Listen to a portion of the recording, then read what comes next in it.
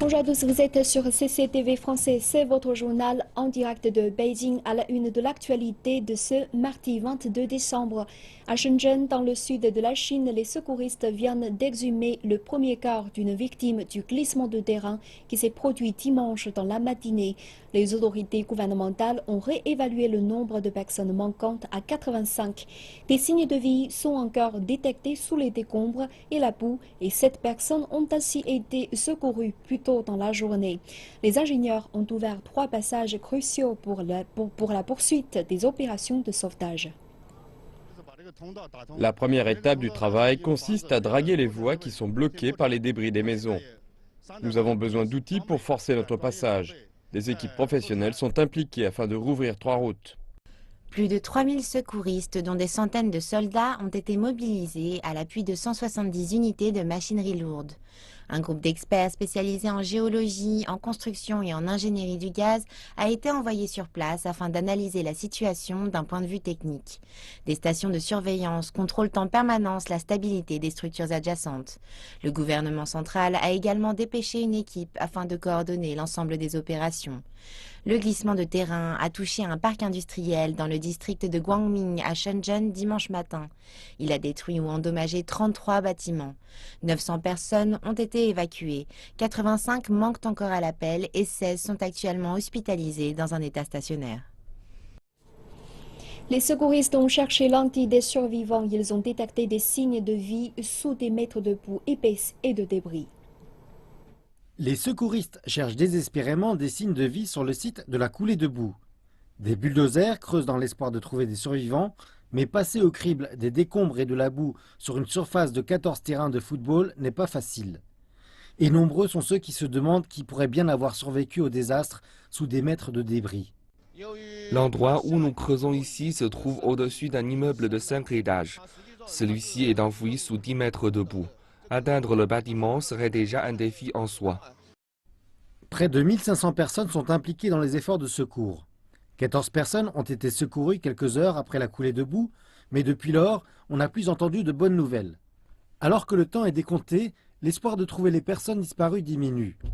Dans le même temps, les personnes blessées qui ont été assez chanceuses d'échapper au glissement de terrain ont été envoyées à l'hôpital et la plupart souffrent de fractures d'os, mais sont en condition stable. Le plus jeune survivant blessé, un garçon de 8 ans, a sauté du 7e étage lorsque leur bâtiment a été atteint. Il y a eu une explosion, c'était effrayant. Mon père l'a entendu et nous avons sauté de là où nous nous trouvions. Le garçon a seulement été égratigné, mais son père a eu la jambe cassée et s'est blessé le dos. De nombreux parents de personnes disparues sont retournés et attendent des nouvelles près du site du glissement de terrain. Certains essayaient d'appeler leur être cher, espérant en vain entendre un mot de l'autre côté de la ligne. Une page économie. Les dirigeants chinois ont conclu hier leur conférence centrale sur le travail économique. Ils y ont détaillé leur plan d'action en matière d'économie qui inclut la réduction des capacités industrielles, le déstockage du secteur immobilier, la diminution des coûts de gestion et l'amélioration des liens faibles. Le président Xi Jinping et le premier ministre Li Keqiang ont résumé les progrès en matière économique effectués durant l'année et détaillé les grandes lignes de leur programme pour l'année 2016, première année du 13e plan quinquennal. Selon un communiqué publié à l'issue de la réunion, le gouvernement chinois va poursuivre la mise en place d'une stratégie axée sur l'innovation et la promotion de l'entrepreneuriat de masse et l'innovation. Le document indique que le gouvernement va accorder une plus grande attention aux réformes de l'offre afin de stabiliser la croissance économique. Il se concentrera également sur les zones faibles de la croissance économique en étendant l'approvisionnement effectif. Le gouvernement va également encourager les promoteurs immobiliers à réduire les prix des logements afin de faire diminuer les stocks d'invendus. Il va de plus adopter une série de mesures pour aider les entreprises de l'économie réelle à réduire leurs coûts. Les autorités prendront par ailleurs de nouvelles mesures pour prévenir et résoudre les risques financiers. Toujours selon le document, la Chine va étudier et formuler une série de politiques destinées à résoudre le problème des surcapacités industrielles. Pour le gouvernement, l'excès de l'offre représente un véritable défi pour la croissance. La Chine va continuer à s'ouvrir au monde en améliorant le commerce, en renforçant l'utilisation des capitaux étrangers et en promouvant la coopération internationale. La conférence centrale sur les travaux urbains se tient également en même temps que la conférence centrale sur le travail économique. C'est la deuxième fois que le Parti communiste chinois organise la conférence urbaine en 37 ans. Cela indique que les questions d'urbanisation sont devenues un enjeu majeur pour la Chine. Pour toutes ces cités en développement en Chine, le mode extensif n'a pas sensiblement changé jusqu'à maintenant. Nous connaissons tous le problème de la forte pollution de l'air à Beijing. Quelles en sont les raisons? Cela n'est certainement pas lié aux régions rurales, mais étroitement lié au processus d'urbanisation, de gestion et de gouvernance. L'urbanisation devrait être un enjeu majeur pour la Chine dans le proche avenir. Notre manière de penser reste coincée dans le passé, en faisant comme si la Chine était encore un pays dominé par un mode de vie agricole. Il n'y a pas eu le changement vers l'urbanisation au moment de trouver des solutions aux problèmes. Lors d'une réunion récente du Politburo, les législateurs ont souligné l'importance de résoudre les grands problèmes d'inventaire dans le secteur immobilier du pays pour l'année prochaine. Les objectifs pourraient être atteints en octroyant aux migrants des résidences permanentes dans les villes. De nombreuses avancées sont attendues dans le système d'urbanisation de la Chine, incluant des réformes dans la politique chinoise du Hukou, le système d'enregistrement des ménages chinois.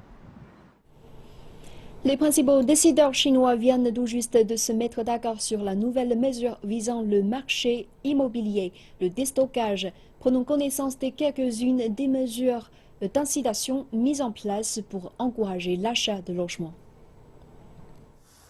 Les promoteurs et agents immobiliers chinois devraient connaître une hausse de leurs ventes pour l'année qui vient.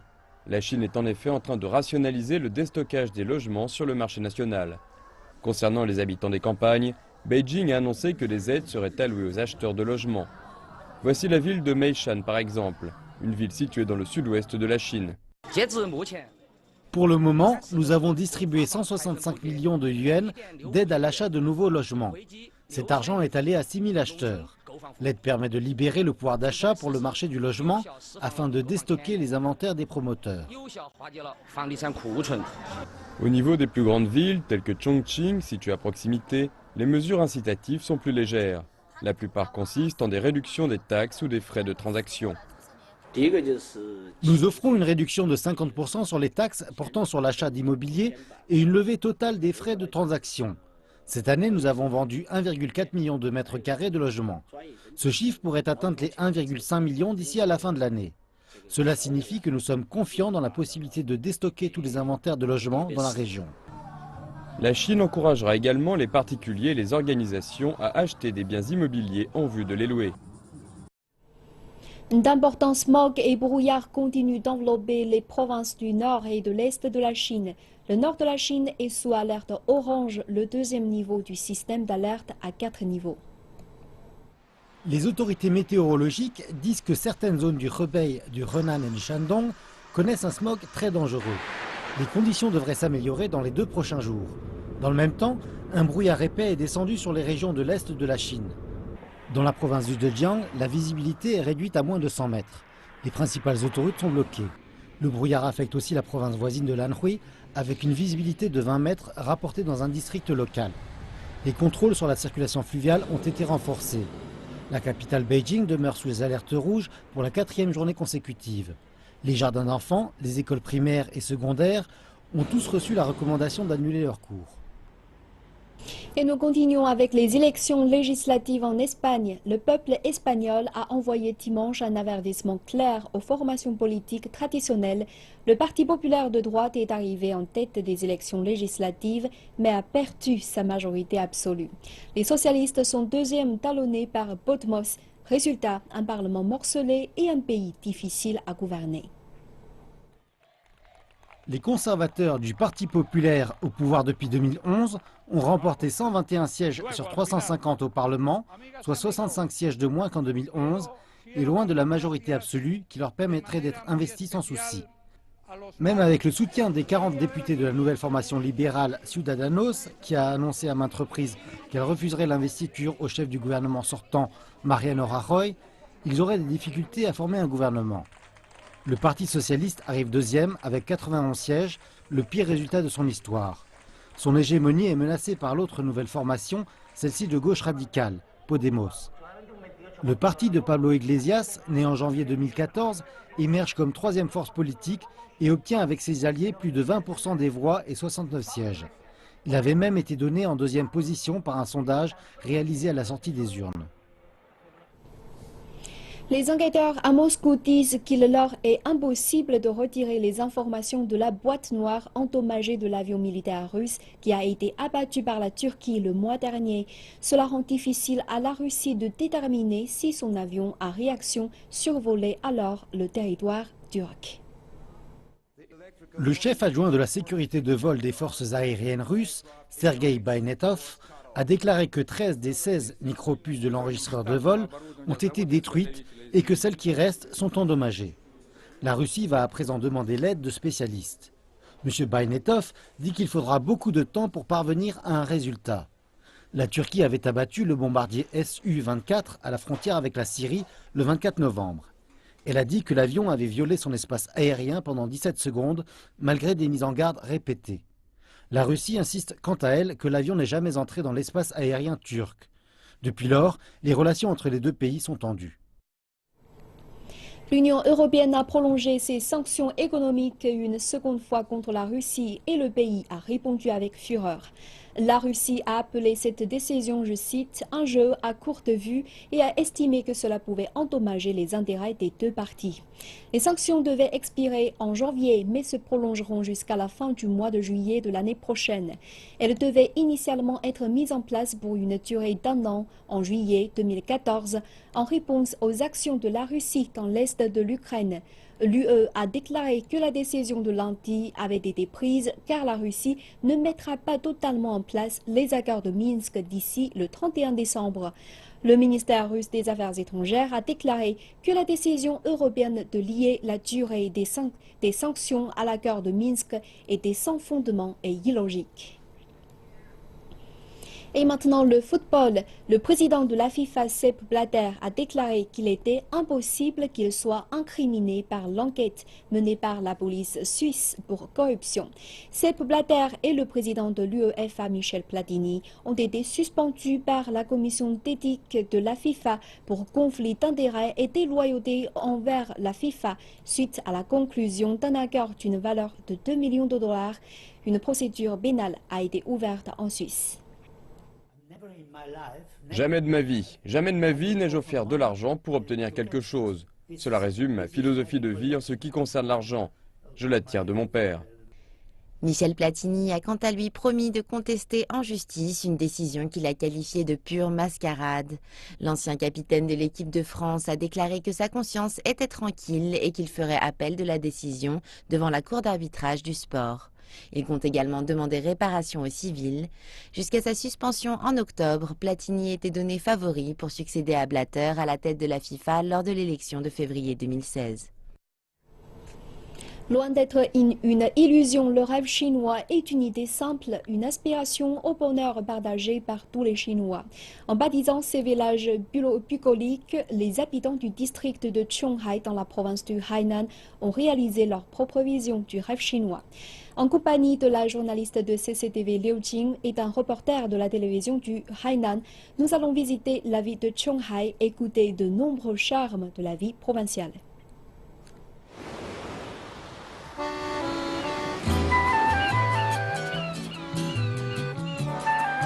Nous sommes dans le village de Beizheng, un village désormais fameux dans toute la Chine depuis que Peng Liyuan, la première dame chinoise, a invité, durant le dernier forum asiatique de Boa, les femmes des dirigeants étrangers à visiter ce petit village plein de charme. Le groupe de femmes a goûté au café local dans un petit établissement surnommé Tsaolia. Depuis que Chu Xiang, la patronne, a ouvert l'endroit, il y a à peine 1 an, le café est inondé par les touristes. 就是比以前我在外面打工的很倍。以前就我们这里还一间咖啡店，什么都没有。现在我们在那一条街一下子变成一条卖小吃的街了，你看这变化多大。Mais si vous allez à Qionghai, il faut bien sûr passer par Boa. En effet, depuis la création du forum, Boa, l'ancienne petite bourgade de pêcheurs, est devenue l'une des plus influentes réunions économiques de la planète. Chaque année, les leaders, décideurs politiques, milliardaires et célébrités du monde entier s'y réunissent. Pour Boa, c'est un très grand honneur, mais c'est aussi une lourde responsabilité. 它的贡献那是非常特殊的，因为博鳌亚洲论坛所在地，它要提供服务保障。2002年的第一届年会，报名参会人数突破1900人，主会上只能容纳400人，所以当时是面临的基础设施严重不足。 Pour résoudre le problème, la municipalité de Hainan a lancé plusieurs chantiers afin de s'assurer que l'inauguration du forum se passe sans encombre. Le BFA Hotel, l'hôtel du Forum asiatique de Boa, a été le premier d'une désormais longue liste d'hôtels de luxe à accueillir les participants du forum. 从2003年的4月份到现在持续了10多年。年会的这个准备期，一般来说我们要有3个月的时间。 我们要做大量的一些基础的一些工作，确保它能够顺利地召开这个年会。 Lors du forum, l'hôtel propose à ses clients de nombreuses spécialités locales comme la chèvre Tongshan, la crevette de Boa, mais également une grande variété de plats occidentaux. Sa cuisine créative est très appréciée des participants au forum. Durant le forum, ce n'est pas possible de visiter Boa. Mais le reste de l'année, vous pouvez toujours venir et visiter la salle permanente, expérimenter de manière directe la façon dont les choses se passent.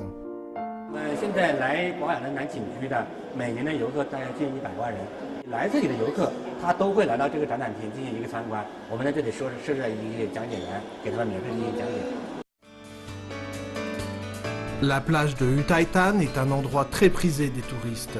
Où qu'on porte les yeux, la vue est magnifique. À l'horizon, brume et vagues à perte de vue, et vers les terres intérieures, la rivière Wanchuan et un paysage majestueux de petites mers intérieures, de lacs et de collines.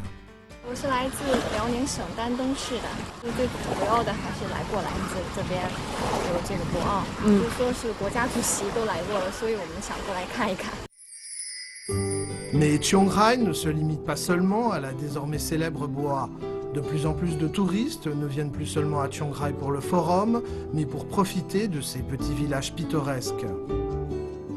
我们把12个小镇建成特色小镇，做到一镇一特色，一镇一风情，一镇一产业，变得越来越美。这个市民，这种幸福感油然而生。